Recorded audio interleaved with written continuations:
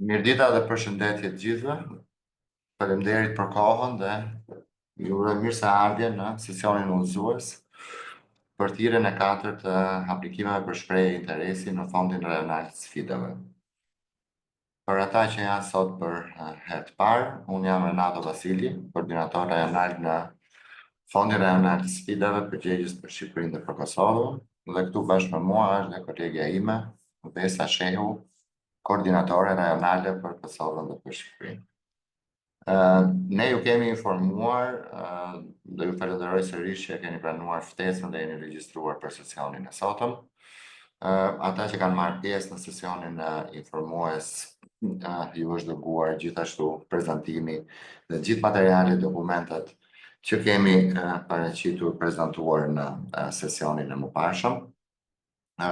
Ajo se si kemi menduar që ta organizojmë sot strukturën e këtij webinari, e këtij sesioni, ne do zgjasim, do marrim gati 90 minuta, pra ne deri në orën 12:30, dhe duam të vazhdojmë me pjesën e mbetur të aplikimit, pra shpjegimet për aplikimin online dhe më pas për të shpjeguar tabelën e buxhetit për llogaritjet përkatëse, kontributin pjesëmarrës, preventivin e punimeve për ato raste që do kenë parashikuar punime, dhe kjo parashikohet zgjasi deri në orën 12, dhe nga ora 12 deri në orën 12:30 kemi parashikuar një sesion pyetje përgjigje, për cilin ju keni dy opsione. Njëri opsion është Q&A, dhe ju keni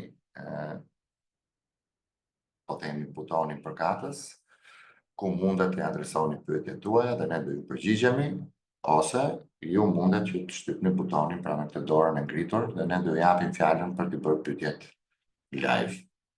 Për çdo gjë do jemi kemi gjatë webinarit në ndërveprim të vazhdueshëm. Unë do thoja që mos të ndërpritet prezantimi, pra të mbledhen gjithë pyetjet që dalin gjatë prezantimeve dhe pastaj bëjmë në fund. Pa humbur kohë, përpara se të vijoj me prezantimin e aplikimit, unë do doja të jap fjalën koleges tonë Aleksandra nga suporti teknik për të na udhëzuar për detaje teknike, në mënyrë që mos kemi shumë tmeta dhe sesioni shkoj sa më mirë që të jetë mundur. Alexandra, please, if you want to share a few guidelines with us on technical aspects. Thank you, Renato. Dear attendees, welcome to the tutorial and Q&A session of the Regional Challenge Fund in Albania. To have a smooth webinar experience, please follow this guide. To ask questions in written form, please use the Q&A option in the Zoom toolbar.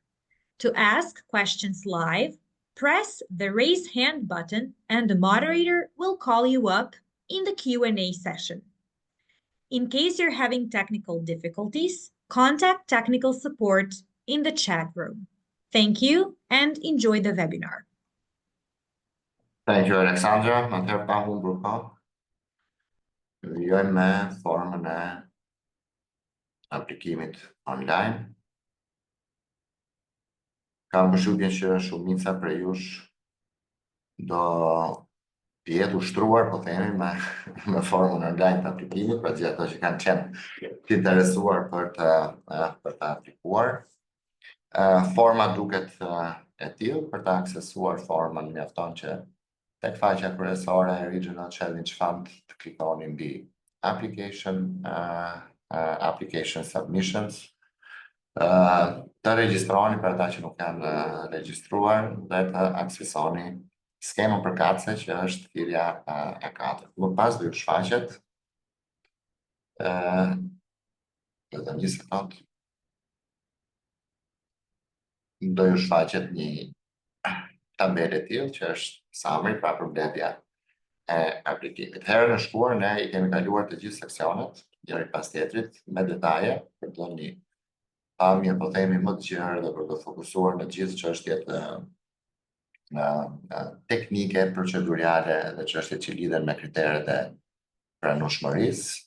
Ajo që kemi menduar sot, duke u bazuar edhe tek pyetjet që kemi marrë gjatë gjithë kësaj periudhe, po themi në këto 2 javë, ne shikojmë me interes që të flasim për pjesën e pra sesionin 5, për programin e trajnimit bashkëpunues dhe gjithë specifikat dhe detajet që lidhen me ta, dhe për pjesën 7 dhe 8, që është buxheti, pra pjesa financiare dhe dokumentat suportuese. Për çdo pyetje, siç e thash edhe më herët, mundet lirisht t'i shkruani tek Q&A ose t'i adresoni live në sesionin përkatës në fund të webinarit. Atëherë, për secilin nga seksionet, mjafton që klikohet në edit dhe kaloni tek sesioni pra përkatës. Në këtë rast ne kemi tek sesioni 5, që është programi i trajnimit të bashkëpunues apo programet e trajnimit bashkëpunues, që janë subjekt i këtij aplikimi. Kemi prezantuar në sesionin e mëparshëm të gjithë kriteret e pranueshmërisë, të cilat ju i gjeni në udhëzimet partile në gjuhën angleze dhe në gjuhën shqipe. Dhe kjo është në rubrikën përkatëse në webfaqe. Pa dashur që ndalojmë dhe të humbim kohën me rishpjegimin e atyre kritereve, në sesionin e programit të trajnimit bashkëpunues fillohet me programin e parë, pra nëse është i ri apo nëse është ekzistues. Nëse është ekzistues, atëherë, pra për të dyja rastet, qoftë i ri apo ekzistues, përshkruani titullin dhe një shpjegim se çfarë është ky program i trajnimit bashkëpunues. Një nga pikat kryesore dhe që ka të bëjë me kriteret e pranueshmërisë është akreditimi apo certifikimi. A është ky program i akredituar apo i certifikuar? Në rast se po, atëherë, ne të klikoni po, në rast se jo, do ju shfaqet një fush tjetër e cila kërkon që të jepni më shumë shpjegime për statusin e këtij, po themi, akreditimi. Pra nëse është një aplikim që ju e keni bërë, nëse jeni duke pritur këtë aplikim, e kështu me radhë. Përpara se kalohet atë statusi i aplikimit, në rast se nuk ka program, nuk ka akreditim, dhe tu duhet të ndiqni një logjik, pra nëse është ekzistues, atëherë i bie që duhet të ketë një lloj akreditimi apo certifikimi. Nëse është i ri, prapë ju shfaqet po edhe jo, por në këtë rast do duhet të shpjegoni siç e shpjegova më herët. Keni sektorin përkatës, dhe tek sektori përkatës do zgjidhni pra në cilit sektor i përket ky program i propozuar i trajnimit bashkëpunues, dhe mbani parasysh diçka që në shpjegimet e mëparshme, pra në sesionin informues, ne kemi folur gjerësisht për prioritetet kombëtare. Në ato raste, kur zgjidhet si prioritet kombëtar një nga, po themi, 3 që ne kemi përcaktuar për Shqipërinë, që është fusha e teknologjisë, informacionit dhe komunikimit, pra ICT-ja, turizmi dhe gjithë aktivitetet e lidhura me turizmin, si dhe ndërtimi dhe gjithë aktivitetet e lidhura me ndërtimin, duhet keni parasysh që ka një lidhje logjike ndërmjet sektorit që zgjidhet këtu, pra sektorit të trajnimit bashkëpunues dhe sektorit prioritar që keni përzgjedhur. Pra nuk mund të jetë, po themi, bujësi nëse është zgjedhur ndërtimi, vetëm në rasti ku ka një lidhje që ju mund ta bëni atë lidhje, dhe kjo është për sa i përket pjesës së prioriteteve kombëtare. Po por ashtu ne kemi shpjeguar edhe 3 aspekte tematike, që janë digitalizimi, përfshirja sociale dhe barazia gjinore dhe greening, pra tranzicioni i gjelbër. Në ato raste kur zgjidhet një nga këto aspekte tematike, atëherë mundet që këtu sektorët të jenë, po themi, të ndryshëm, në varësi të programit dhe për këtë program të trajnimit bashkëpunues, ju pastaj zgjidhni edhe një aspekt tematik që ka të bëjë me projektin. Atëherë, programi mund të jetë afat shkurtër apo mund të jetë afat gjatë. Afat shkurtër ne kemi përcaktuar më pak se sa 12 muaj, afat gjatë më shumë se sa 1 vit, pra më shumë se sa 12 muaj, duhet specifikuar tek pjesa e kozgjatjes, duhet specifikuar kozgjatja me trajnimin bashkëpunues. Për programet afatshkurtra, kjo kozgjatje është dhe duhet vendosur në muaj, pra nëse kemi një program, po themi 4 mujor, 5 mujor, 6 mujor, fusha përkatëse e vjetë mundësin që të zgjidhni, duhet pasur parasysh që nuk mund të jetë më shumë, pra nuk mund vendosim 13, ose nuk mund të jetë më shumë se 12 muaj, në rast se programi është afatgjat, atëherë kozgjatja do vendoset, pra numri që vendoset këtu, do ketë të bëjë me vitet akademike të programit, që mund të jetë 2, mund të jetë 3, apo mund të jetë 4. Duhet për ato programe që janë ekzistuese të vendoset numri i studentëve të regjistruar aktualisht për atë program, për ky numër mund të jetë, po supozoj 52. Përsa i përket numrit të studentëve në vitin e parë dhe vitin e dytë të programit, dhe këtu është më shumë rëndësi që të ndalojmë pak, sepse nga eksperienca deri tanishme, shumica e refuzimeve, po themi të aplikimeve, ka ardhur pikërisht nga mos përllogëritja e saktë e numrit të studentëve të propozuar për trajnimin bashkëpunues, pjesë e projektit për cilin ju do aplikoni. Numri i studentëve për vitin e parë. Atëherë, nëse i referoheni kritereve të pranueshmërisë të projektit, që i gjeni, siç e përmenda, gjerësisht të shpjeguara në udhëzimet përkatëse të thirrjes, ne kemi një kriter i cili thotë që programi i propozuar nuk mund të ketë më pak se sa 30 studentë në vitin e dytë. Dhe pyetja është se si krijohet ai numër 30 që është minimumi studentësh në vitin e dytë. Për vitin e parë, pra ne përllogarisim në këtë, po themi, aplikim të shprehjes interesit 2 vite, pavarësisht kozgjatjes së programeve që shpjeguam më sipër. Në vitin e parë parashikohet që të regjistrohet një numër i caktuar. Për programet afatshkurtra është shumë e thjeshtë, pra sa parashikohet që të regjistrohen në programin nëse është afatshkurtër brenda atyre muajve që i përkasin vitit parë. Dhe unë kam vënë një shembull këtu, por kjo mund të jetë, po themi, 25. Dhe e njëjta logjikë përdoret edhe për programet afatgjata, pra programet që janë më shumë se sa një vit. Sa student parashikohet që të regjistrohen në vitin e parë akademik të këtij programi. Kur kalojmë në vitin e dytë, është e njëjta logjikë, por me një ndryshim që vlera duhet të jetë kumulative. Pra, nëse ne planifikojmë që të regjistrohen 25 për programin afatgjat apo 25 për programin afatshkurtër para këndësika brenda vitit parë, supozohet që të jetë po i njëjti numër ose më shumë i regjistruar në vitin e dytë të programit. Por nëse vendosni 25, atëherë automatikisht në, po themi, përfundimin e aplikimit, nëse çdo gjë shkon mirë të dorëzoni këtë aplikim, 25 këtu është po pak se sa 30 dhe bën aplikimin non-eligible, që do të thotë jo të pranueshëm apo jo të kualifikueshëm. Pra logjika është nëse janë 25 vitin e parë, edhe po është 25 në vitin e dytë, totali në vitin e dytë është 50. Lutem ta mbani parasysh këtë, nuk është diçka që është shumë ndërlikuar, por është thelbësore që ne të kemi një pasqyrë të qartë përsa i përket numrit të studentëve në vitin e dytë.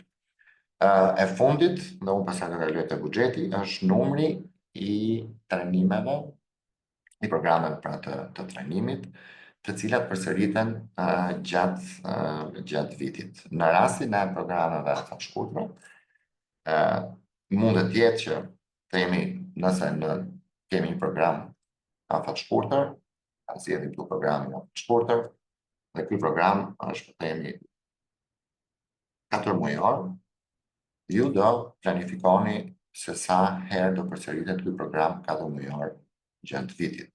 Dhe ky program nuk mund përsëritet më shumë se sa 3 herë, pra 3 herë 4 muaj, 12 muaj. Në rast se kemi një program afatgjatë, pra ku kemi klikuar këtu për program afatgjatë, dhe ky program afatgjatë është, po themi, 3 vite, atëherë ky program sa herë përsëritet brenda periudhës 2 vjeçare. Brenda periudhës 2 vjeçare, ky program i bie që përsëritet vetëm një herë, sepse është program afatgjatë.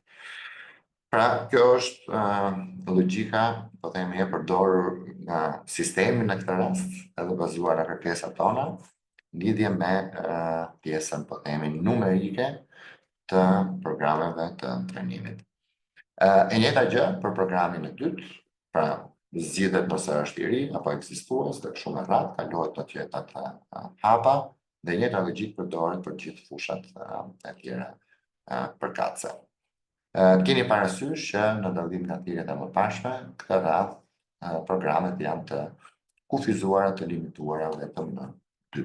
Pra mundet që të aplikohet me 2 programe. Këto programe mund të jenë në të njëjtin sektor, mund të jenë në sektor të ndryshëm, dhe me rëndësi është që pavarësisht se në cilin sektor janë, ato duhet të plotësojnë kriterin qoftë aspekteve tematike, që për përsëris është green transition, gender dhe social inclusion në digitalization, ose në rast të kundër duhet që të plotësojnë një nga prioritetet kombëtare, që është ICT, turizmi dhe construction, ndërtimi, ose në rastin më të mirë mundet që plotësojnë 2 nga këto kritere. Pra, edhe aspektet tematike dhe aspektet e prioriteteve kombëtare. Kalojmë, siç e tham, në pjesën financiare.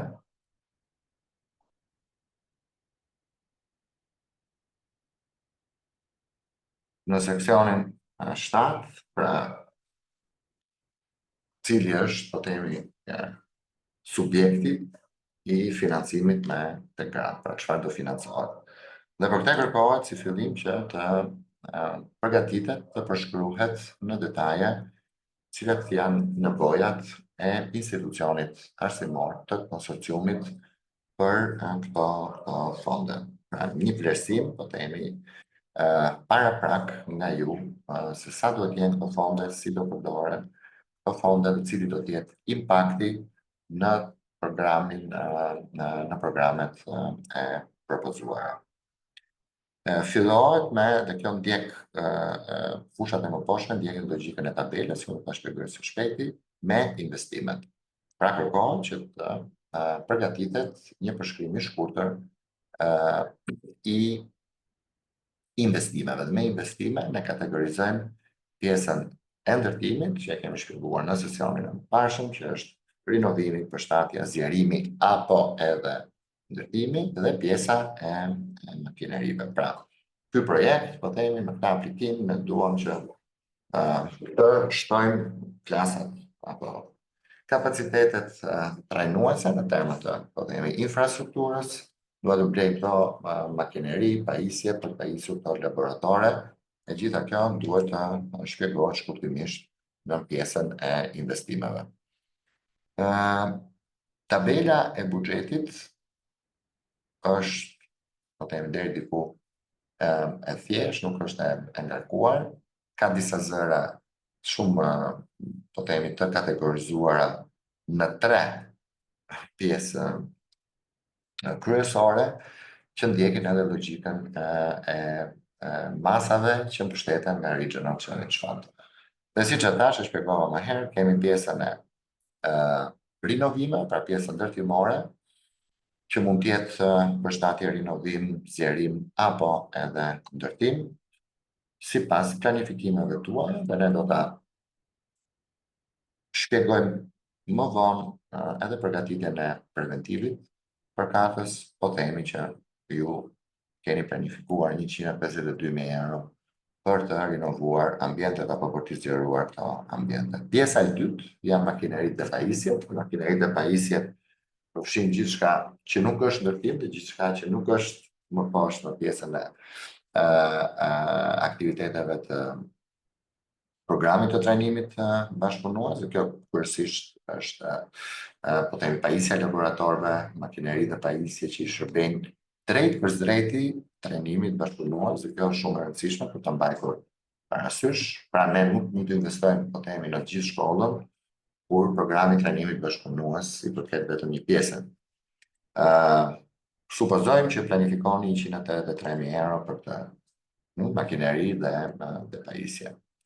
Dhe dalim në kategorinë e tretë, që janë aktivitetet tjera, pra që nuk janë ndërtim dhe makineri dhe pajisje, dhe që kanë bëjnë me trajnimin e mësuesve, trajnimin e koordinatorëve, mentorëve në kompani, materiale e trajnimit, shërbime këshillimore, investimet apo shpenzimet për health and safety, pra për shëndetin dhe sigurinë në punë, dhe së fundmi për pjesën e marketingut edhe të promovimit të këtij programi. Mbani parasysh që e gjithë kjo kategori, po themi investimesh, është e limituar në 20% të fondit që ju do proponi pra të grantit të kërkuar. Unë kam vendosur disa vlera ilustruese, indikative, për secilin nga zërat që i përkasin kësaj kategorie, dhe këtu për shembull do ta shpjegojmë tek tabela, çeli se nuk zgjatën më tepër në atë pjesë, ju del shuma dhe ju del edhe shuma totale e grantit që keni kërkuar sipas këtyre zërave që shpjeguam. Nëse më herët keni shpjeguar pjesën e investimeve, atëherë këtu në përfundim të tabelës duhet shpjeguar edhe çfarë janë këto aktivitetet tjera, po themi trajnimet, përgatitja apo blerja apo zhvillimi i materialeve mësimore, aktivitetet këshillimore konsultuese që ju nevojiten gjatë zbatimit të programit në rast se ju do përzgjidheni për financim nga RCF-ja, aktivitetet tjera që kanë bëjnë me marketingun, promovimin, të gjitha këto duhet i jepen në këtë seksion. Kemi diskutuar për pjesën e kontributit pjesëmarrës. Kontributi pjesëmarrës është kriter përjashtues, nëse nuk zbatohet, kontributi pjesëmarrës duhet jetë 10% e totalit të fondeve të kërkuara.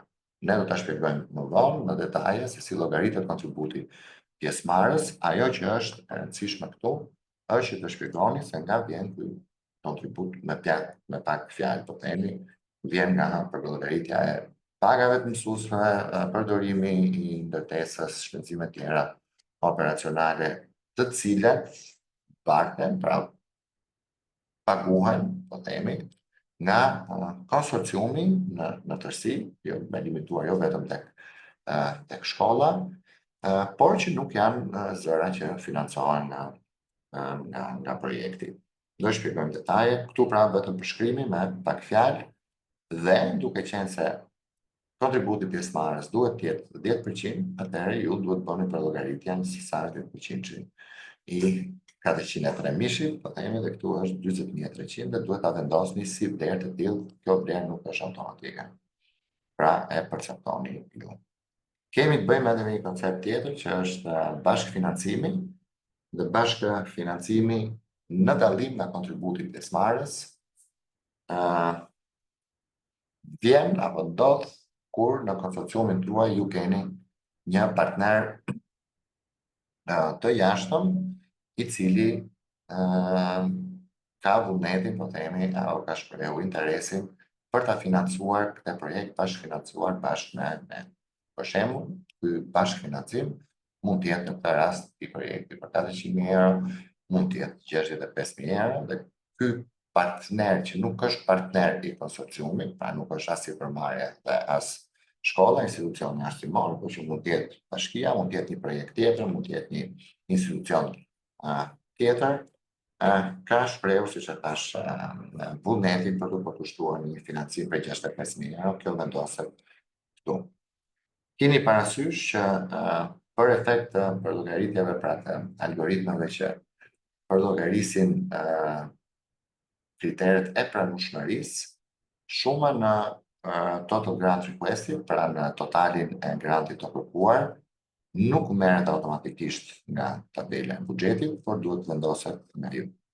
Dhe kjo shumë duhet përkoj me shumë të tabelën e buxhetit pra në termën 403.000. Kur e përfundoni, i bëni save, pra e ruani këtë faqe dhe kaloni në faqen tjetër. Shkurtimisht mund të jetë me rëndësi për ta mbyllur këtë pjesë.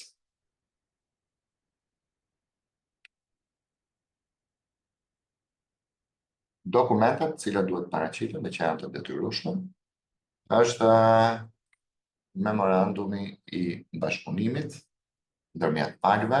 Ne shpjeguam herën e kaluar, gjendet tek lista e dokumentave për thirrjen, plotësohet me dhënat e gjithë palëve të interesuara, pra që do marrin pjesë në këtë po themi konsorcium, firmoset dhe ngarkohet në sistem versioni i firmosur.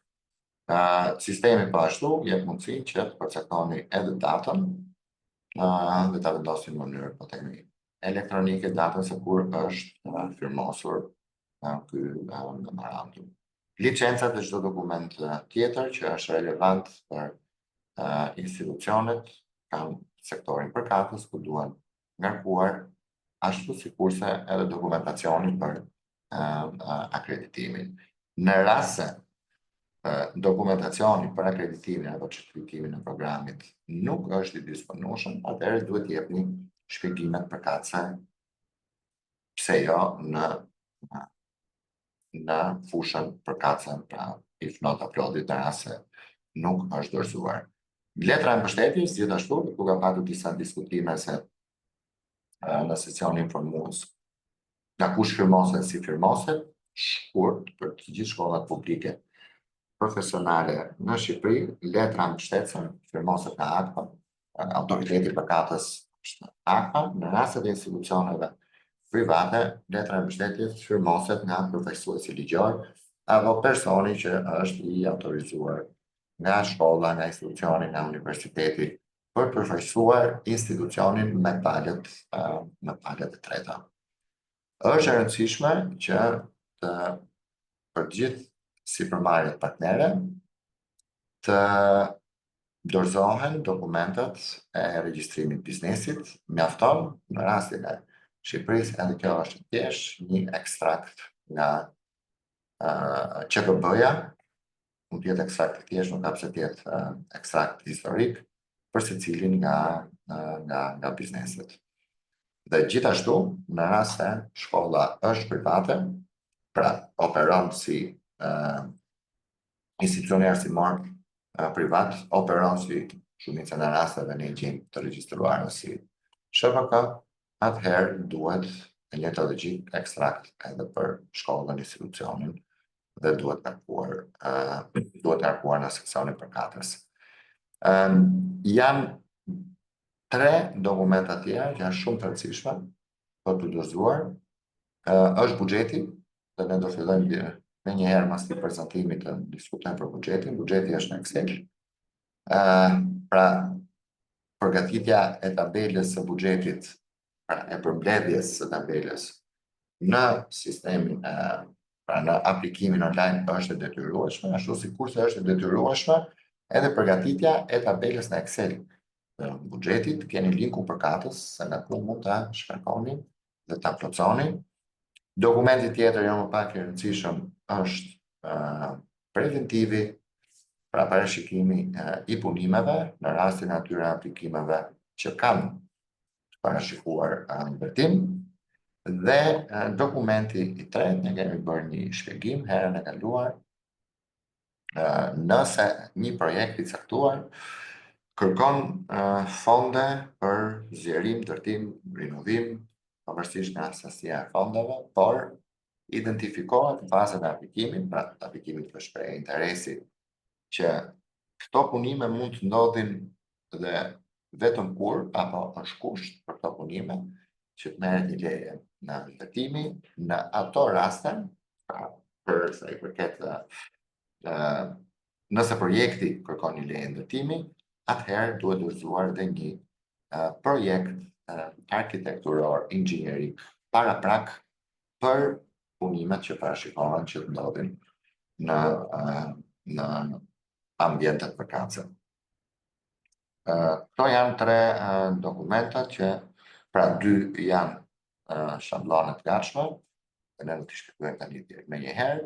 I tretë pastaj është projekti që mund të jetë i ndryshëm për aplikime të ndryshme, për ndërtime të ndryshme. E fundit, por jo më pak e rëndësishme, i gjithë ky aplikim mundet që të dorëzohet, dhe këtu keni shpjegimet përkatëse në faqen e parë, vetëm nëse sipërmarrjet partnere ftohen nga ju, pra i dërgohet një ftesë për të regjistruar data në sistem dhe për të dhënë kontributin e tyre, që do të thotë të rishikojnë gjithë aplikimin dhe të japin finish contribution. Unë do kaloj shumë shpejt pra e kam dërguar një kërkesë vetes në këtë aplikim, nëse unë do isha një sipërmarrje në adresën time të emailit, pra supozojmë që ky është emaili i sipërmarrjes, dhe do doja që t'ju tregoja se si duket nga pikpamja e sipërmarrjes kur e hapin sistemin. Keni parasysh që dhe unë e theksoj këtë pjesë, sepse do ishte vërtet gjyna nëse bëhet e gjithë puna dhe nuk arrihet për shumë arsye, dhe ne kemi pasur raste të tilla plot që është përgatitur shumë mirë aplikimi, por sipërmarrjet nuk e kanë kryer punën e tyre, dhe ky aplikim nuk ka patur mundësi të dorëzohet, sepse aplikimi mundet të dorëzohet, pra ky submit application del në fund vetëm kur plotësohen ato 2 kushte. Një i pari është kur kjo complete për secilin, pra secili sesion i aplikimit, pra seksioni veçantë, duhet të jetë i përfunduar dhe shfaqet me një shile complete, dhe po ashtu duhet që secili nga pjesëmarrësit e tjerë në konsorcium duhet të ketë bërë finish contribution në pjesën përkatëse të themi të aplikimit. Kur këto 2 kushte plotësohen, atëherë juve ju shfaqet submit application, dhe duke klikuar në submit application, ju dorëzoni online aplikimin, nuk ka nevojë ta dorëzoni në PDF, nuk ka nevojë për firma. Tu përfundon dorëzimi, i cili duhet ndodhi jo më vonë se data 6 qershor në ora 23:59. Tani shkurtimisht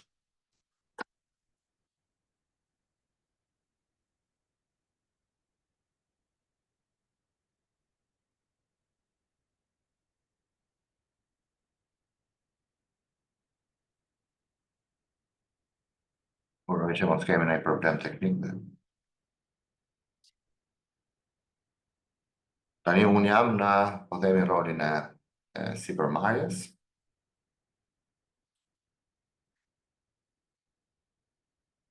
Në momentin që ju i dërgoni ftesën, atyre i shfaqet sistemi, duhet të regjistrohen, adresën e emailit e kanë, duhet regjistrohen, dhe për këtë aplikim, urojmë që kjo tani të funksionoj.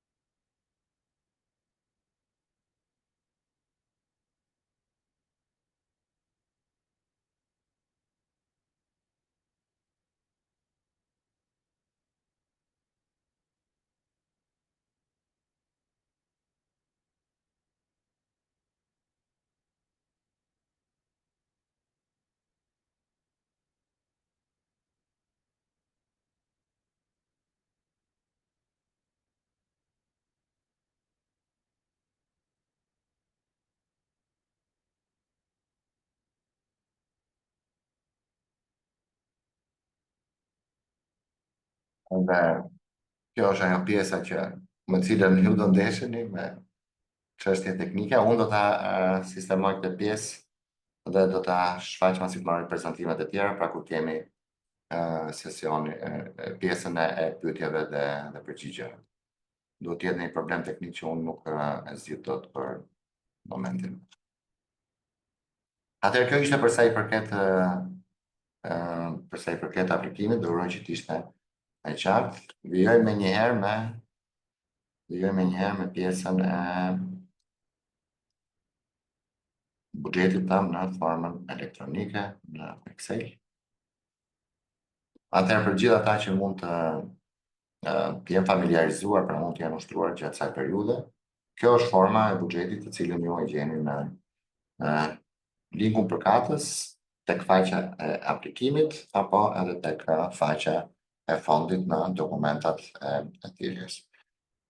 Duhet plotësohet pra me emrin e aplikantit kryesor, numri këtu gjenerohet automatikisht në sistemi, pra çdo aplikim ka një numër të caktuar, duhet specifikohet pra vendi, në këtë rast Shqipëria, dhe titulli i projektit. Atëherë, ajo që shpjeguam më herët, ne kemi disa kategori, të cilat unë do i shpjegoj zëmzë, duke filluar nga investimet. Kjo tabel ndjek logjikën që kemi apo strukturën që kemi në sistem. Pra kemi investimet që ndahen ndërmjet punimeve ndërtimore dhe makinerive dhe pajisjeve. Në dallim nga sistemi, këtu ka dhe dy zëra të tjerë që duhen përllogaritur për secilin nga zërat po themi që kanë të bëjnë me kërkesën për grantin. Pra nëse kemi këtu po themi kërkohen 100.000 euro për punime, duhet përcaktohet edhe vlera përkatëse korresponduese, nëse është e mundur, do e shpjegoj më vonë, të kontributi pjesëmarrës, pra vlera e kontributit pjesëmarrës dhe nëse, dhe kjo nuk është e detyrueshme, por është po themi e përqyeshme nga ne nëse do ndodhte, e bashka financimit. Dhe kjo është logjika edhe për zërat e tjera. Këtu kemi një koment që për të gjitha ato projekte të cilat kërkojnë investime në infrastrukturë, vlera e investimeve duhet përkojnë, pra të korrespondoj me vlerën që është në preventiv. Nuk mund të jetë as më e lartë, as më e ulët.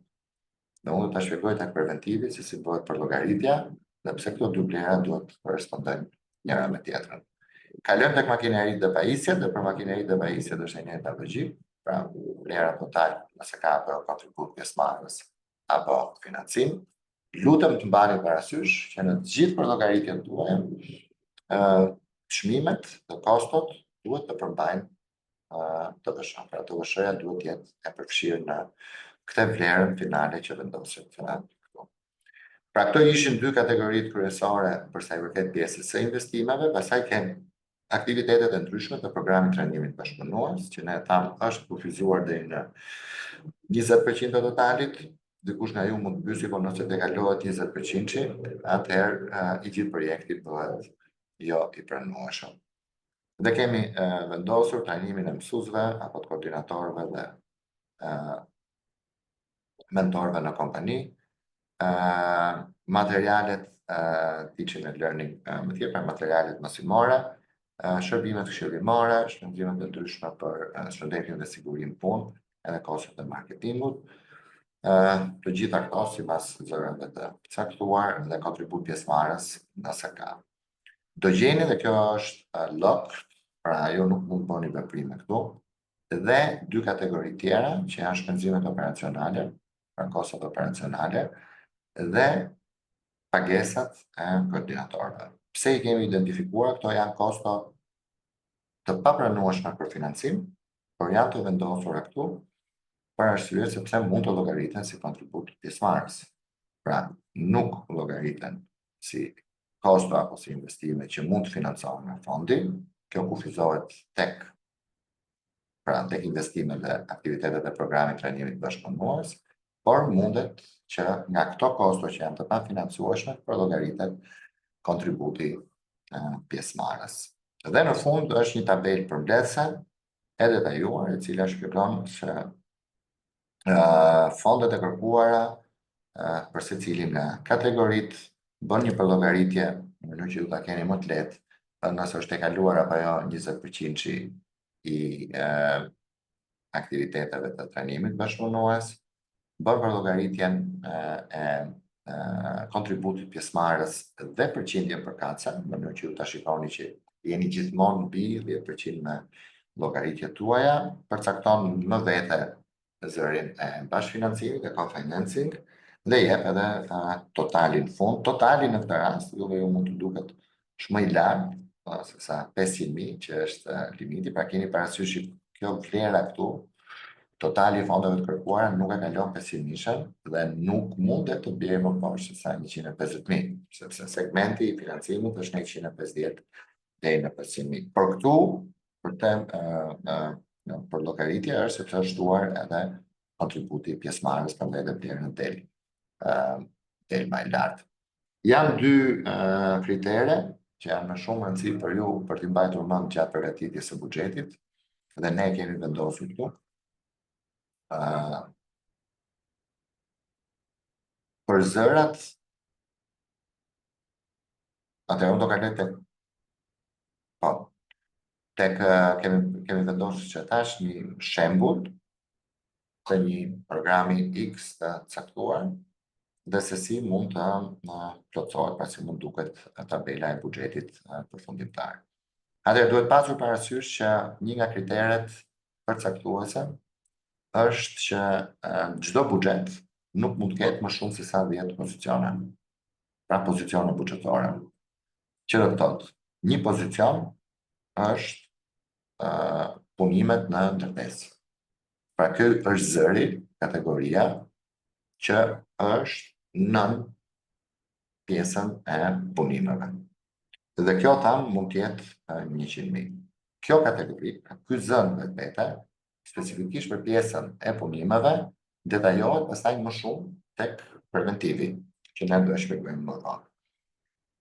Në pjesën e makinerive dhe pajisjeve, ne mund të kemi për shembull 3 zëra. Ky është një program, supozojmë, është një program IT-e apo i ndërtuar IT dhe panele diellore, po themi, kemi 2 programe. Dhe një nga pozicionet mund të jetë pajisjet IT dhe software të ndryshëm, pra ky është një pozicion, por të cilat në fazat e mëtejshme do mund të detajohen në, nuk e di, 30 kompjutera, 50 laptop, 4 smartboards, e kështu me radhë. E njëjta logjik është edhe për pjesën e furniture, pra të mobilimit të zyrave që kanë të bëjnë me tavolinat e punës, karrige apo mobilje të tjera. Edhe ky është një pozicion më vete, pavarësisht se më poshtë mund të ketë mund të thani se Ida, për pyetjen më vonë lutem që mos ta ndërpresim shpjegimin. Pra, për pjesën e mobilimit e njëjta logjikë dhe pastaj pajisja e laboratorëve, po themi, edhe ky është një pozicion tjetër me një vlerë totale të caktuar, por që do detajohet pastaj në fazat e mëtejshme. Nuk është e kërkueshme që të kemi një, po themi, detajim të këtyre zërave në këtë fazë të aplikimit.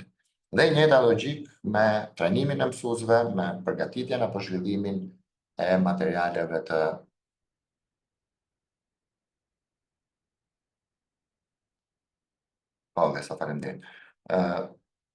përgatitja e materialeve mësimore dhe tu kemi vendosur për efekt ilustrimi dhe 2 pozicione për sa i përket promovimit me social media apo aktiviteteve promovuese për gender, për shembull, kemi marrë në këtë rast. Pra, 10 pozicione në total. Mund të jenë 5, mund të jenë 6, mund të jenë 2 pozicione, si ta gjykoni ju të arsyeshme kur konceptoni projektin, por nuk mund të jenë më shumë se sa kaq. Ky është kriteri i parë që duhet marrë parasysh kur përgatitet buxheti. Kriteri i dytë ka të bëjë me Latera ka ngritur dorën për një pyetje, por lutem më vonë që sa ta bëjmë në prezantim.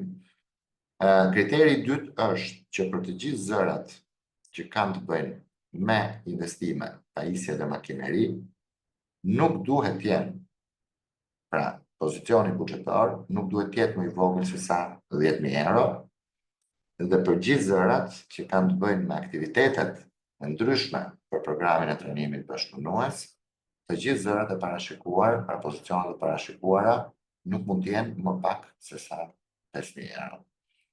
Në momentin që ju uleni për të bërë buxhetin, duhet të keni parasysh të shkruani diku këto kritere përjashtuese, po themi, nëse nuk besohen, zbatohen, po kritere përcaktuese do të thoja për ndërtimin, përgatitjen e buxhetit.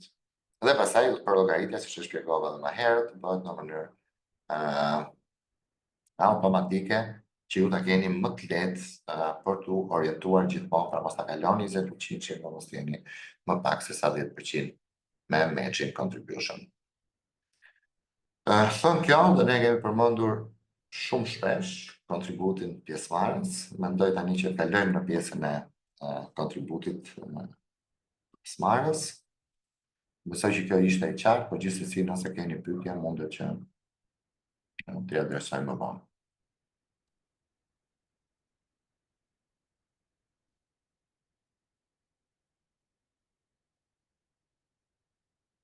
Kemi vetëm një sekond që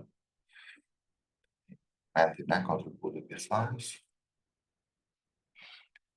Atëherë në faqen në pjesën në faqen e fondit, tek thirrja e 4, dokumentat e rëndësishme, do të gjeni edhe udhëzimin për kontributin pjesëmarrës. Parimet kryesore. Ne kemi faktikisht nuk kemi patur mundësi, jo se kemi patur mundësi, po kemi vendosur ta lëmë në anglisht, se në mënyrë që mos po themi të japim një shpjegim të gabuar në shqip të koncepteve parime kryesore, dhe këto përkojnë edhe me pjesën e po themi sistemit, dhe do ta shohim pastaj edhe failin, tabelën e përllogaritjeve. Megjithatë, nëse do ketë pyetje për këtë pjesë, patjetër që ne jemi unë dhe Vesa do ju asistojmë me përgjigje. Tani, për ata që nuk ishin herën e kaluar, nëse do duhet që ta shpjegoj edhe një herë nga fillimi çfarë është kontributi pjesëmarrës. Kontributi pjesëmarrës është kriter i detyrueshëm që një konsorcium të përfitojë nga fondet e RCF-s, dhe është i përkufizuar apo i caktuar deri në jo më poshtë se sa 10% e fondeve të kërkuara. Pra, nëse marrim maksimumin 500.000 euro të fondit kërkuar, kaq sa është maksimumi, atëherë kontributi pjesëmarrës nuk duhet të jetë më pak se sa 10%, pra më pak se sa 50.000 euro. Kemi dy mënyra për llogaritjes së kontributit pjesëmarrës. E para është financiare, pra nuk bëhet asnjë lloj përllogaritje, por gjithë anëtarët e konsorciumit, po themi gjitha palët e përfshira, shkolla, sipërmarrjet, vendosin gjitha dhe i lënë në një llogari, po themi, përbashkët 50.000 euro. Ky është rasti ideal. Ne nuk kemi pasur, ose sa kemi pasur shumë pak nga këto raste, sepse dhe kjo për t'ju ardhur në ndihmë edhe shkollave, sidomos në rastin e shkollave publike, kemi zgjedhur një mënyrë tjetër të përllogaritjes, që është kontributi në natyrë, apo in-kind contribution.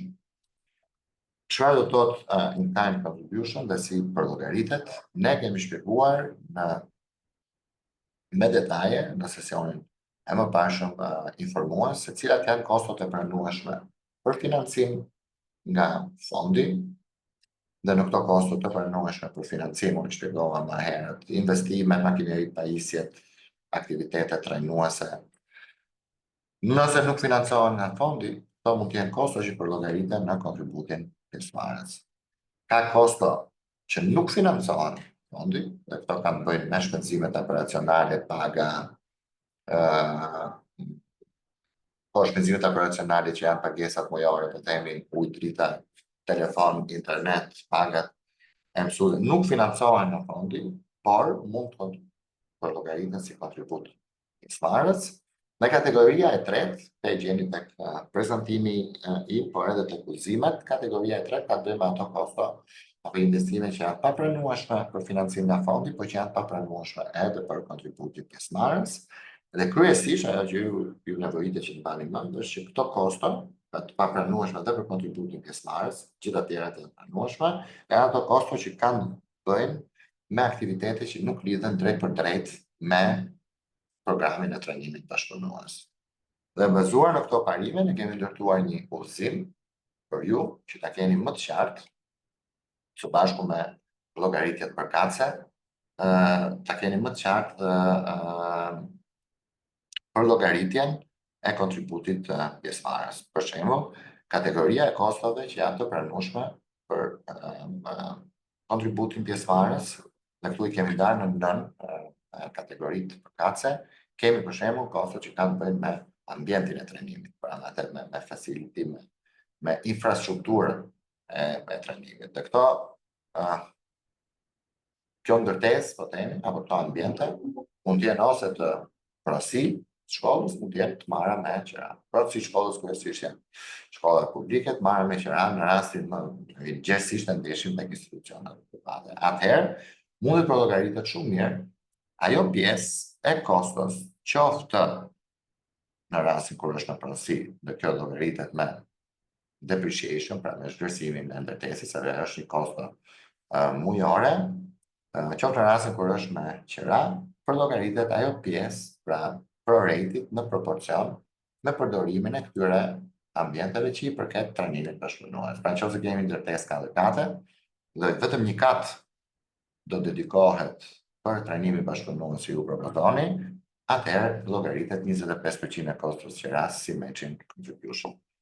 Dhe vazhdojmë me këtë logjik edhe për sa i përket kostos makinerive dhe pajisjeve, nëse janë të në pronësi në të shkollës, apo mund tjetë rasti që janë të marra në qira, është rast shumë i rrallë, që kemi për shembull 100 kompjutere në shkollës që ketë marrë me qira apo pajisje dhe makineri tjera, por mundet që tjetë ashtu, e njëjta logjik, përcaktohet një përqindje e caktuar që ka të bëjë me proporcionalitetin e përdorimit të këtyre makinerive dhe pajisje, sipas përqindjes së përdorimit që i takon programit të trajnimit bashkëpunues. Pra në 100 kompjutera, për të bërë më bazike më të thjesht, 30 i përkasin këtij programi, atëherë do llogaritet kosto e zhvlerësimit apo e qiramarrjes së këtyre 30 kompjuterave për të llogaritur për kontributin pjesëmarrës. Dhe kalojmë në pjesën pra në kategoritë e mëposhtme, që kanë bëjë kryesisht me po themi me shpenzimet. Pra mund të ketë shkollat përgatitura materiale trajnuese, përfshirë këtu dhe ato që ne i quajmë consumables, dhe që janë materiale shpenzuese, do thoja, që duhen për zbatimin e mësimit praktik në shkollë. Për shembull, nëse kemi të bëjmë me zrugtari, duhet, po themi, dru, okay, për të përdorur për programin. Dhe ato mund të futen këtu si kontribut pjesëmarrës, me këta janë çfarë financohen nga shkolla. Kemi me kosto që janë të lidhura, shpenzime që janë të lidhura me pagat e mësuesve dhe pagat e koordinatorëve në konstruksion.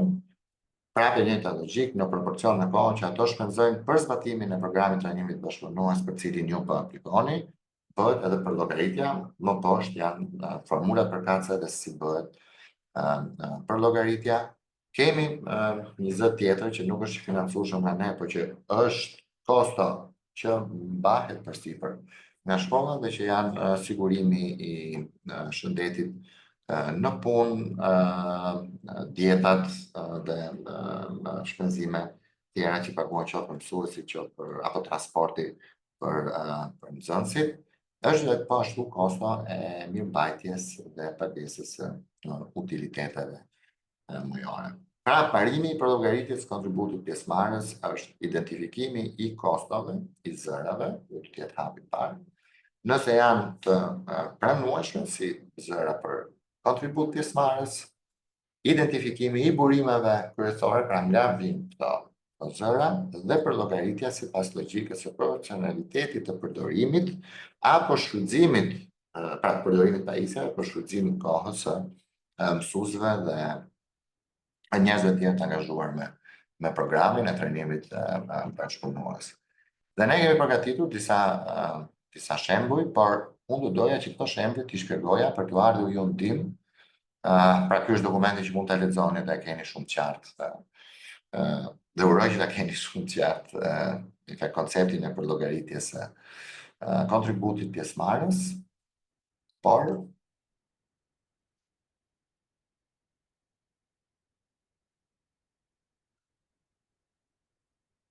ne kemi përgatitur 8 tabel për ju, që prapë e gjeni në listën e dokumentave të rëndësishme për thirrjen, që në farë mënyre përmbledh atë që sa më shpjegova më herët. Pra duhet të plotësohet me emrin e aplikantit, këto janë nevojshme sepse ju mund të që edhe ta dorëzoni është fakultative, kjo fakt është për ju, është dokumenti të detyrueshëm, kështu që si ti plotësoni si jo pak rëndësi ka kjo pjesë. Në rast se vendosni ta dorëzoni, atëherë ju lutem që të plotësoni të tëra. Dhe këto janë kategoritë për cilat të cilave i referoja, ju referoja gjatë prezantimit. Me rëndësi, si që shpjegova, është që supozojmë për shembull në rastin e këtij projektit që kemi marrë për ilustrim, ne kemi të bëjmë për shembull me një hapësirë që është në pronësi të shkollës dhe burimi i përllogaritjes së kontributit pjesëmarrës dhe përhapat e mëtejshëm, sepse kontributi pjesëmarrës është subjekt verifikimi nga auditorët e fondit. Dokumentat që duhen, dokumentat e shtetit që duhen për të zë të caktuar, janë në këtë rast për shembull është skeduli për plani amortizimit ndërtesës, për do përdorë që juan të themi kontabilistëve dhe ju për llogarisni që kjo është deri 2500. Pastaj keni makineri dhe pajisjet të cilat mund të jenë marrë me shëra, dhe keni për llogaritur të 3200 vjen si kontribut pjesëmarrës në kjo. Pastaj zërat e tjera në lidhje me materialet e trajnimit dhe shëndetjet e siguria në punë, që është në këtë rast për shembull pajisje për higjienën dhe OSën, 4800. Mirë, po keni për llogaritur gjithashtu edhe pagën e mësuesve dhe kohën e tyre të shpenzuar për këtë projekt. Dhe kjo është 12500 dhe kështu me radhë, po ju paguani për shembull edhe 4500 euro. Përsa i përket transportit të mësuesve apo të nxënësve, dhe në fund fare i del një vlerë totale për matching contribution, nëse keni kërkuar 320.000, kjo vlera normalisht duhet të jetë më shumë se sa 833.000. Tani çështja është se si dhe në drejtë mund ta keni këtë pyetje se si bëhen përllogaritjet. Atëherë, një nga po themi kriteret kryesore që duhet mbahen parasysh është që, dhe këtu nuk duhet e shpjegoj që mos ketë konfuzion, lidhet edhe me atë që shpjeguam më herët, që është numri i vendeve të numri studentëve. Për numrin e studentëve ne përllogarisim 2 vjet, sepse të tilla janë kriteret e përgjithshme të pranishmërisë së projektit. Për efekt financiar të përllogaritjes së matching contribution, ne e konsiderojmë projektin 3 vjet. Dhe kështu konsiderohet kozjata e projektit, pra mbështetja, financimi i RCF-s për këtë projekt zgjat 3 vite. Unë kam përgatitur disa shembuj, janë me, po themi, formula matematikore që ju pastaj mund t'i përktheni edhe në formula në Excel, janë shumë thjeshta, pavarësisht me numrat që gërmat e numrat që duken këtu. Supozojmë që kemi po marr rastin me e pagave të mësuesve, pastaj njëjta logjikë është përdorur edhe për tjerat. Ne kemi paga të mësuesve 21.000 euro. Dhe këto janë në një vit. Okay? Mirë, por ne kemi një përdorim të kohës së këtyre mësuesve në 12% që i takon këtij programi. Ne kemi një kozjatë programi 3 vjet.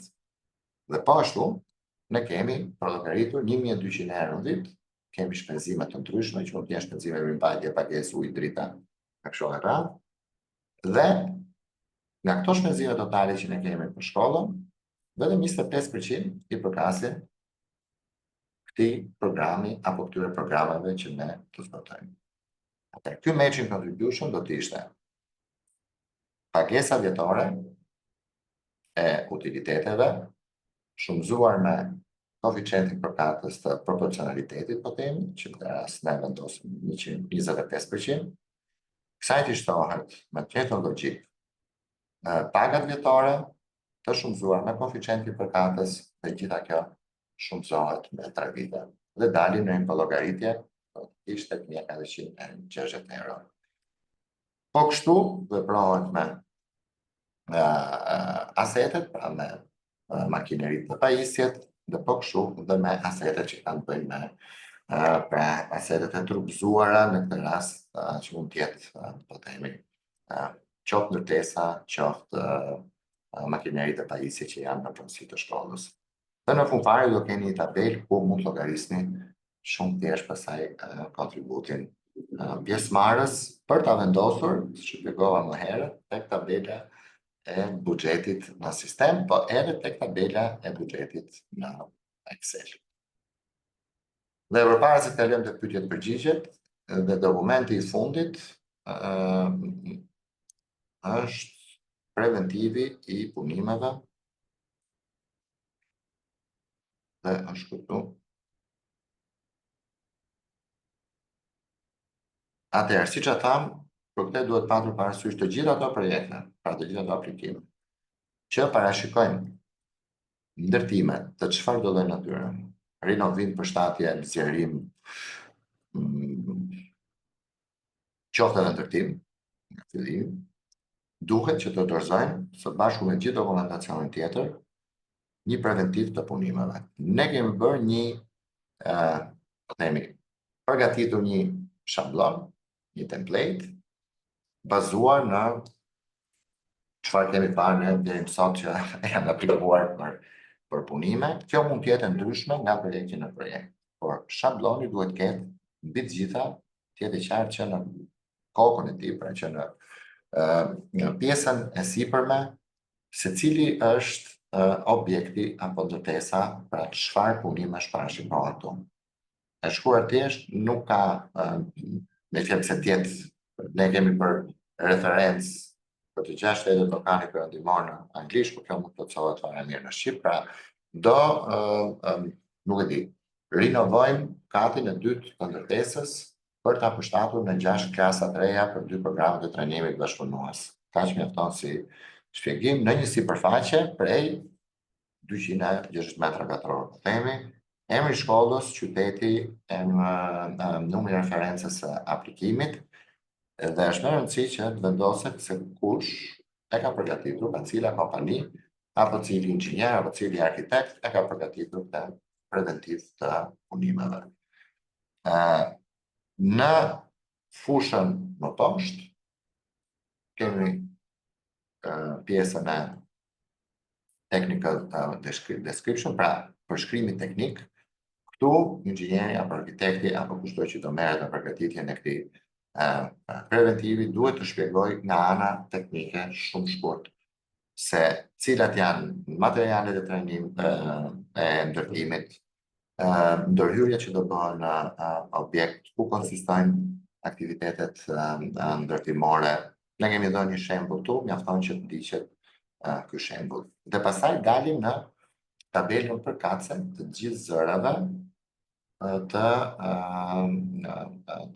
preventivit. Mund të ketë punime të brendshme, mund të ketë punime të jashtme. Ne kemi përcaktuar dhe duhet të jetë shumë qartësisht e përcaktuar njësia, nëse është metër katror, nëse janë pjesë, nëse janë metra linear, nëse janë metra kub, me çmimet përkatëse në euro, për lehtësi, do ishte më lehtë për ju dhe edhe për ne, mundet që t'ju dorëzojmë në lek, në rastin e projekteve në Shqipëri, ju lutem t'i bëni konvertimet, ose mund të na dorëzoni në ashtu dhe t'i bëjmë ne pasaj për llogaritjet.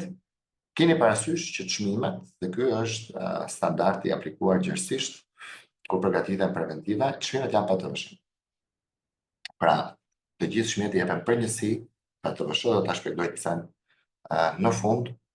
Janë përcaktuar kategoritë kryesore, pra që mund të kenë punime hidraulike, punime elektrike, punime që kanë bënë me ndriçimin në raste të instalimit të një numri të konsiderueshëm të kompjuterëve, mund të jenë edhe instalimet e rrjetit, pra networkut, mund të ketë instalimet klimatizimin, po themi, të ndërtesës, dhe kjo për shembull në këtë rast ndahet në punë, sa është puna haku i punës po themi për instalimin e këtyre, dhe pastaj mund të jetë që blerje të kondicionerëve për shembull që kushtojnë, edhe kjo është me s'ka investime për sa i përket fire safety apo aspekte tjera që lidhen me sigurinë në ambientin mosindënës, dhe në fund fare kjo e gjitha rezulton në një përmbledhje sipas kategorive përkatëse për përdoret automatikisht për secilin nga zërat dhe rezulton në një total të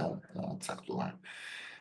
Mbi këtë total, zakonisht përdoret një kontingjencë, po themi, një fond de rezervë që mund të jenë zakonisht kanë deri në 5%, 3%, 5%, dhe i shtohet automatikisht kësaj vlerë, për llogaritet dhe për shtohet në fond. Është për të patur parasysh që të gjithë kostot për environmental social management dhe ata që merren me këtë punë tim, siç janë këto kosto, duhet të parashikohen deri në një përqindje të caktuar, ne kemi caktuar 10%, të vendosur nëse ka kosto të tilla, kosto që e rëndojnë projektin me qëllim përputhshmërinë me standardet e mjedisit dhe standardet sociale, dhe ne në përfundim kemi një total i cili është BTVSH. Mbi këtë total aplikohet TVSH-ja 20% dhe ju tek pasaj totali preventivi. Dhe ky totali që del në fund duhet jetë ai të cilin do e vendosni tek buxheti të investimet. Pra shuma këtu duhet përkojnë me shuma atje tek buxheti. Unë po ndaloj këtu për t'ju dhënë hapësirë pyetjeve përgjigje, për cilat fillimisht do kërkoja që të më suportoj Vesa, ndërkohë që unë në background shikoj mundësinë nëse mund ta rregulloj atë çështjen e aplikimit.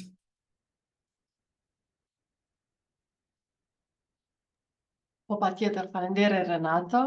Atëherë ne në fakt i kishim disa pyetje të shkruara, të cilat vetëm ju përgjigjëm, po ndërkohë në fakt ju kurajojmë që ju lutem ngritni dorën dhe mund të pyesni ndonjë sqarim shtesë që mund të keni nevojë.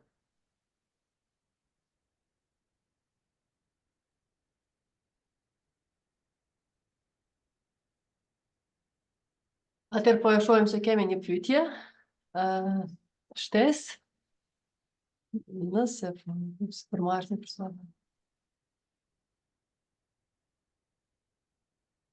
Atëherë, në fakt, ju dërguam edhe një herë, ju rikujtuam që informacionet të detajuara mbi kriteret e pranueshmërisë mund të gjenden në udhëzimin i cili është i disponueshëm edhe në gjuhën shqipe, krahas gjuhës angleze. Ju kemi sqaruar që konsorciumi duhet të përbëhet nga SPA-ku 1 VTI dhe 3 kompani partnere. Por rolin kryesor në projekt e ka VTI-ja.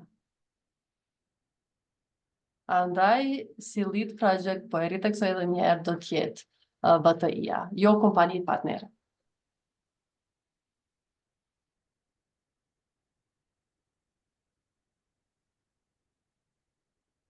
Nëse ke nevojë për sqarime shtesë, mos hezitoni, pyet. S'ka përse redon.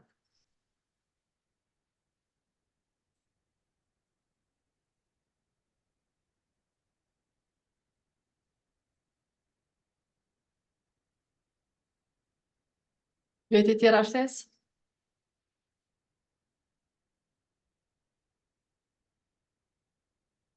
Atëherë ju rikujtojmë edhe një herë që afati fundit për aplikim është data 6 qershor. Marr parasysh që aplikimi është online, ju kurajojmë që në fakt mos ta lëni për ditën e fundit që të bëni submit, por keni parasysh paraprakisht marr parasysh që ndoshta ndonjëherë ndodhet që momentin e fundit të kem ndonjë problem teknik apo probleme me internetin e kështu me radhë. Këtu në fakt do të theksoja, e përmendi edhe Renato, që me një fokus të veçantë keni parasysh që të filloni që nga tani të ftoni kompanitë partnere të cilat do t'jenë në konsorcium dhe ndisni hapat që Renato vetëm fakt i tregoi konkretisht. Domethënë me qëllim që BTI-a të jetë në gjendje të dorëzojë në mënyrë të suksesshme aplikacionit, duhet patjetër që kompanitë partnere së pari të aprovojnë dhe pastaj BTI mund të bëjë tutje me dorëzimin e suksesshëm të aplikacionit.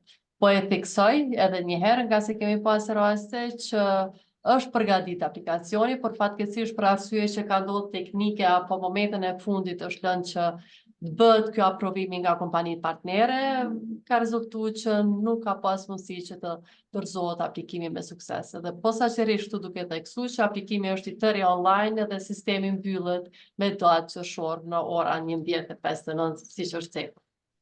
Atëherë kemi edhe një pyetje shtesë nga Arieta Merkuri. Po Renato, mos deshe? Jo, nuk kam. Okej. Atëherë Arieta, ka kritere shtesë për të marrë pjesë në konsorcium, për shembull eksperjenca, numri punonjësve? Po.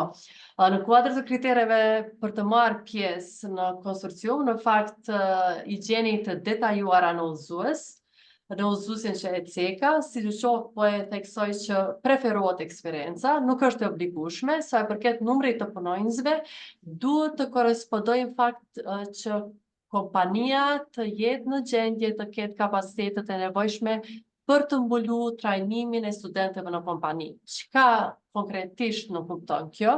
Që le të themi që nëse BTI-a aplikon me një program bashkëpunues prej le të themi në fund të vitit të dytë minimumi 30 student dhe ka në konsorcium 3 kompani, atëherë nëse njëra nga këto kompani është edhe ndarjen e vendeve të trajnimit në njëra nga kompanitë potenciale e ka bërë që 3 vende trajnimi do t'jenë në kompani përkatëse, atëherë kompania në fjalë duhet të ketë së paku numrin e punonjësve përkatës me numrin e trajnimeve, që ka rezulton me kapacitetet përkatëse që t'i ofroj trajnimin e studentëve në vendin e punës, përkatësisht në vend të dashme të tyre të punës.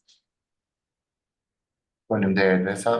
Unë do ja jap fjalën pak më vonë, është Latera nga Alba Academy, nuk e di kush është Hilda, po që e uli dorën, është Tatjana, po. Le t'i sqarojmë këto pyetje që janë bërë këtu.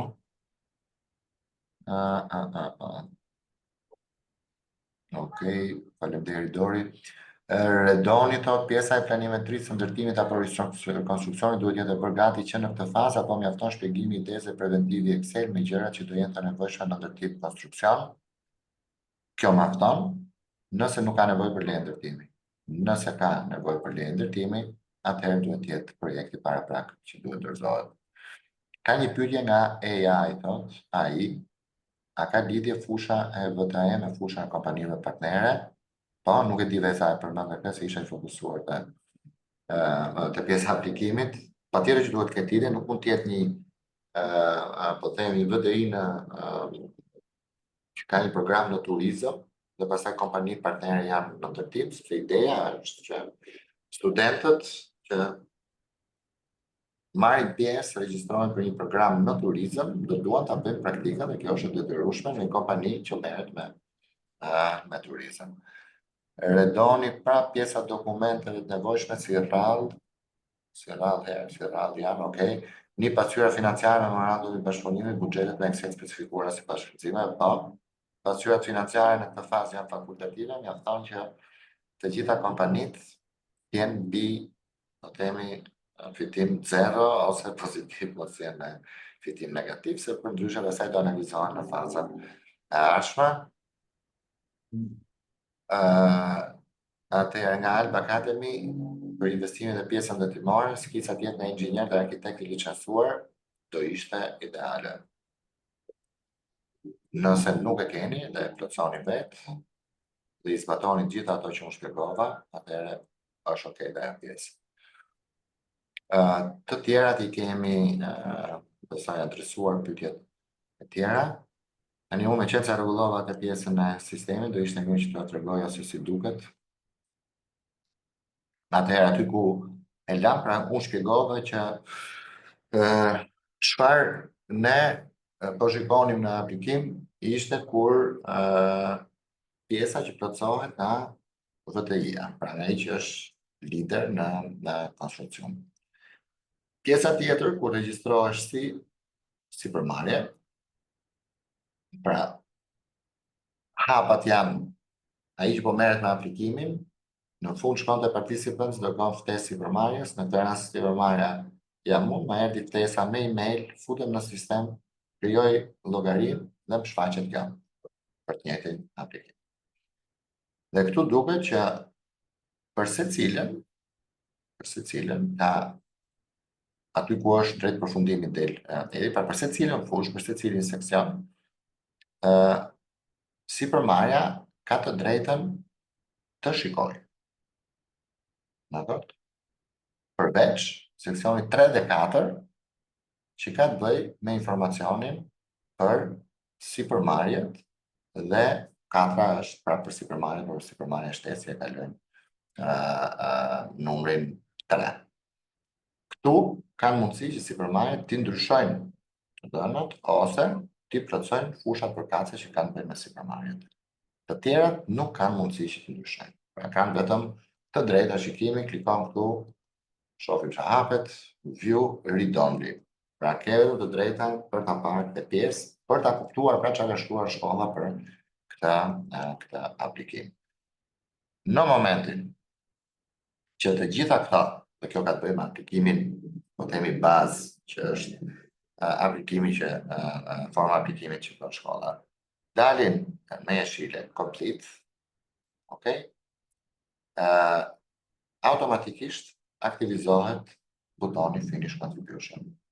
Dhe çdo sipërmarrje 3, 4, 5, 6, 7, 8, sado që t'jenë, duhet kalojnë në këtë proces si sa po shpjegova.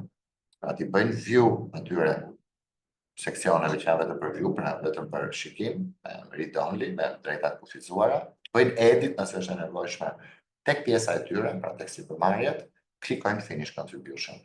Dhe duke bërë kështu gjithë sipërmarrjet, atëherë personi që po merret me aplikimin i shfaqet submit application.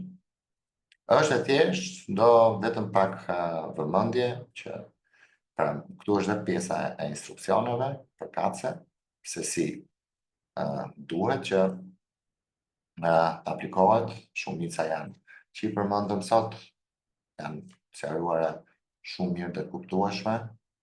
Kështu që kaq edhe për këtë pjesë nga ana ime. Unë do jap fjalën Polatera. Nëse doni mund të pyesni live.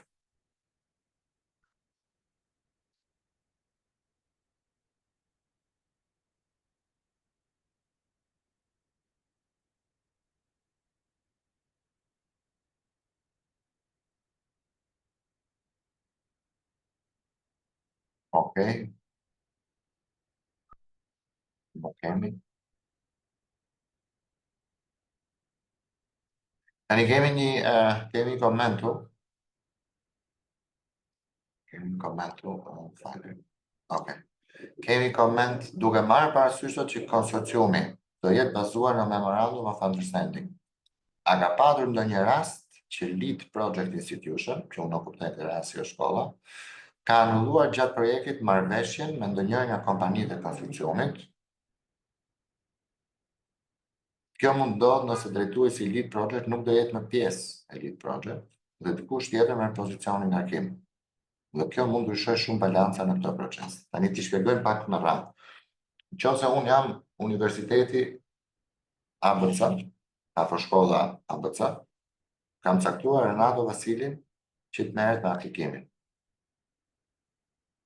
Nëse Renato Vasili si drejtuesi i këtij projekti ikën edhe vjen vesa në vend të Renatos, kjo nuk është arsye për të prish bashkëpunimin me kompanitë.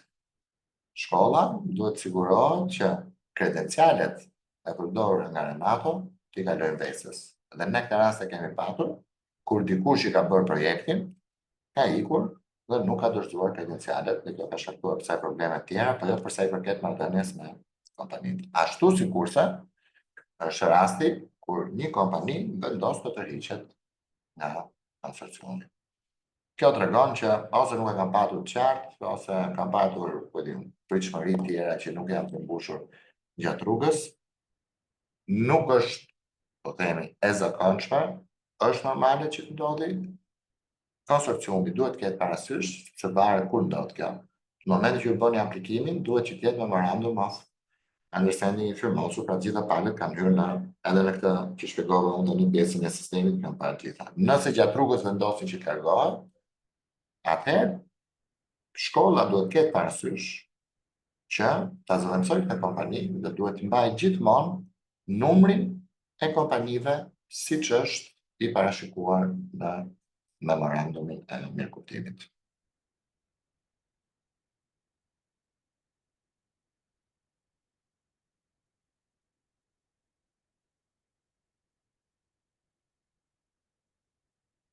Ka një koment nga Zenepja që thotë në teori okay, por në praktik nuk e di cilës pjesë referohesh. Unë e di që ka dallim teoria nga praktika, po gjatë gjithë i prezantimi, edhe sesionin më parshëm, edhe sot, ne mundohemi të japim sa më shumë raste praktike dhe ta bëjmë sa më të kuptueshëm të gjithin si, po themi, si shpjegim dhe si prezantim. Meqense nuk kemi shumë pyetje dhe kemi edhe 5 minuta, unë po zgjedh, nuk e di a është personi që mi ka dërguar pyetjet tu sot. Duhet të jetë Esmeralda nga një institucion trajnimi. Unë do t'i lexoj ato pyetje sepse kam përshtypjen që adresoj të shumë pyetje të ngjashme që mund të jenë nga shkollat e tjera, vetëm ta gjej këto.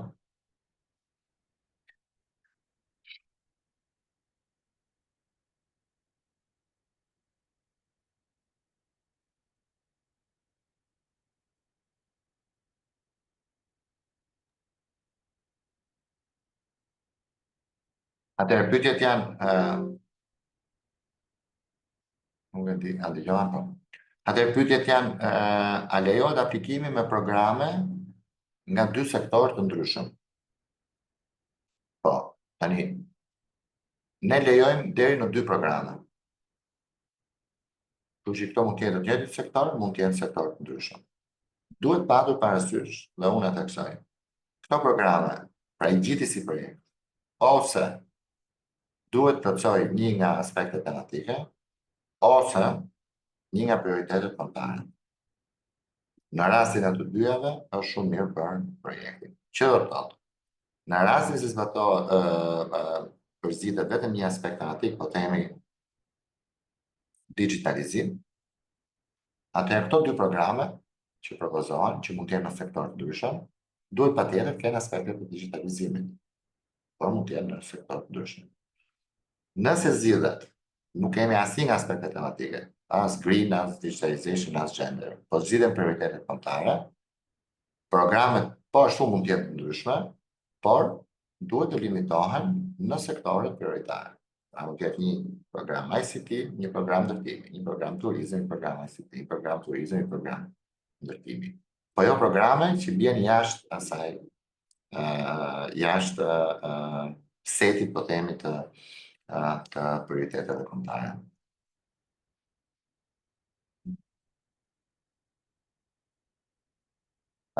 Keni parasysh në diçka? Pyetja e dytë ka qenë për një industri caktuar, në rast industrinë e metalit, a mendojmë ne që mundet të jetë i kualifikueshëm? RCF-ja është program non-sector specific. Pra pranon aplikime në çdo sektor. Sepse ne mendojmë që tregu e përcakton më mirë nevojën, pra operatorët e arsimit profesional në bashkëpunim me Supermarket përcaktojnë më mirë nevojën se për cilët programe ka më shumë kërkesë në treg. Kështu që nuk mund të themi nëse ky program është i mirë apo mund të kualifikohet ose jo. Programet kualifikohen bazuar në përputhshmëri me kriteret e aplikimit. Për ta bërë më të qartë, ne në këtë thirrje futëm edhe konceptin e sektorëve prioritar, por që nuk janë përjashtuar, sepse mund të vish nga një sektor që nuk është prioritar nga ajo që ne kemi përcaktuar me udhëzime, por me rëndësi është që të plotësosh një nga aspektet tematike. Pyetja e tretë, për shembull, që ka ardhur është duke qenë se kufiri i buxhetit financueshëm është deri në 500.000, nga 150 deri në 500. A është ky buxhet për një projekt në total? Po. Nëse aplikojmë me 2 programe, a duhet që ky buxhet ndahet për jo. Tani funksionon që ju përgatisni programe, përgatisni nevojat e financimit për secilin program. Një program do për një klasë, një program tjetër do ka rrje tavolina, ky program i parë do përveç klasës e disa kompjuter e kështu me radhë, dhe ky totali është deri në 500.000. Pra nuk ka ndarje, po themi nuk e shikojmë ndarje. Ndarja patjetër që është, sepse nëse janë 2 programe të ndryshme, kanë 2 nevoja dhe kërkesa të ndryshme. Këto ishin disa nga pyetjet që kanë ardhur. Unë besoj jemi 2-3 minuta para fundit. Kush është i interesuar, unë shoh që Tatjana ka ngritur dorën. Tatjana, nëse ke dëshirë të flasësh.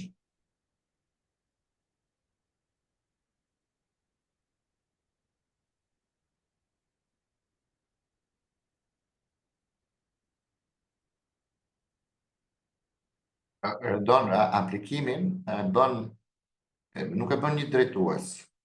Një person e bën patjetër se nuk do futen gjithë në aplikimin, po e bën ai që përzgjedhet nga gjithë që bie dakord që ky person do merret me aplikimin. Mund të jetë drejtues, mund të jetë koordinatori, mund të jetë mësuesi. Okej.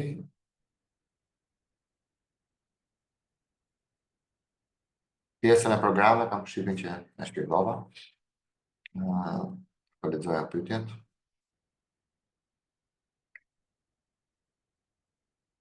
Në rregull atëherë, nëse nuk ka pyetje tjera, adresën time të emailit dhe adresën e veçës ju e keni, është në fund prezantimit më herët. Kemi patur kërkesa, lexova 2-3 pyetje që a do i shpërndajmë në këto prezantimet sot. Faktikisht sot nuk ishin prezantime, ajo që do shpërndajmë është video në këtë sesioni udhëzues dhe po ashtu po rishpërndajmë edhe një herë prezantimin e sesionit informues bashkë me dokumentat e tjerë që shpjeguam sot, pra buxheti preventivi për llogaritja e kontributit pjesëmarrës. Për çdo pyetje mos hezitoni që na kontaktoni, na shkruani. Në vijim unë ju uroj shumë suksese me aplikimin dhe ju inkurajojmë që ta shikoni me përparësi, sepse edhe koha bën vetën. Sot jemi data 29 prill dhe janë vetëm 4 javë pak, po themi, deri në përfundimin e plot. Ju falenderojmë për kohën edhe për vëmendjen dhe theksoj, sikurse e thash, për çdo pyetje pa qartësi, lutem të na dërgoni email apo qoftë edhe në WhatsApp të numrat që i keni, dhe ne do jemi shumë të gatshëm për t'ju përgjigjur dhe adresuar pyetjet të gjithë çështjet tuaja, si edhe për t'ju asistuar me aplikimin. Kështu që faleminderit edhe një herë të gjithëve. Ditë mbar dhe suksese për gjithë ata që planifikojnë të aplikojnë. Faleminderit Vesa. Thank you Aleksandra. Edhe support team. Edhe ditë mbar gjithëve.